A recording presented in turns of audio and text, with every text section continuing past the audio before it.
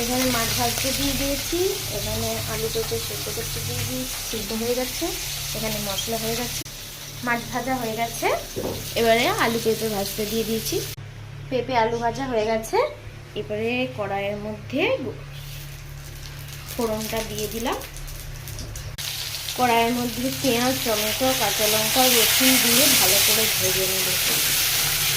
কড়াইয়ের মধ্যে আদা, রসুন আর হলুদ গুঁড়ো, জিরে গুঁড়ো, ধনে গুঁড়ো সব দিয়ে দিয়েছি। এবারে ভালো করে কষাবো, আলু পেঁপে সব দিয়ে ভালো করে কষাবো। এখন তো রিয়াস মেমোরি চ্যানেলে তোমাদের সকলকে স্বাগত। তোমরা লাইক, কমেন্ট, শেয়ার করো, অবশ্যই সাবস্ক্রাইব করো। আর আজকের শর্ট ভিডিওটি কেমন লাগলো তোমরা কমেন্ট করে জানিও। ঝোল ফুটছে, এবারে মাছগুলো দিয়ে দেবো। তো আমার মাছের ঝোল রেডি। আজকে দুপুরের মেনু হচ্ছে গরম গরম ভাত।